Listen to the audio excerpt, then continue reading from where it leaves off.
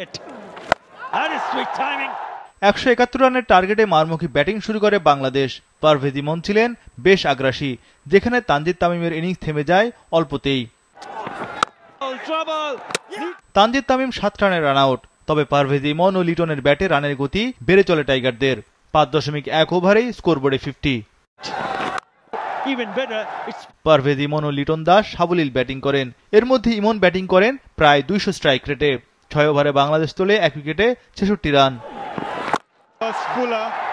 পারভেজ ইমন out 28 বলে 43 রানে। 10 ওভারে বাংলাদেশ তোলে 2 উইকেটে 86 রান। বাকি 10 ওভারে দরকার আরো 85 রান। লিটন ও সাইফের ব্যাটে ম্যাচের নিয়ন্ত্রণ নেয় বাংলাদেশ। 11.3 ওভারে দলীয় স্কোর 17 রানে পৌঁছে। লিটন দাস 34 বলে পূর্ণ করেন 50। টানা তৃতীয়বার অর্জন করেছে দেশের সেরা সুপার ব্র্যান্ড স্বীকৃতি বসুন্ধরা টিস্যু। ক্যারিয়ারে এটি টাইগার অধিনায়কের 16তম 50। 37 বলে 57 রানে থামে লিটনের ইনিংস। 30 বলে বাংলাদেশের দরকার 33 রান, হাতে 7 উইকেট। সাইফ হাসান, হৃদয় ও সোহান আউট হলে চাপ বাড়ে টাইগারদের। তবে সাইফুদ্দিনের ব্যাটিং দৃঢ়তায় জয় তুলে নেয় বাংলাদেশ।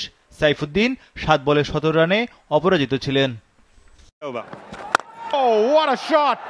এর আগে ব্যাটিংয়ে নেমে আইরিশদের শুরুটা ছিল চমৎকার। বাংলাদেশ দলে 3 পরিবর্তন: জাকের, রিশাদ ও শরীফুলের বদলে সোহান, সাইফুদ্দিন ও শেখ মেহেদী। পল স্টার্লিং ও টিম টেক্টর দুজনেই দ্রুত গতিতে রান তোলেন। প্রথম 4 ওভারেই ওঠে বিনা উইকেটে 48 রান।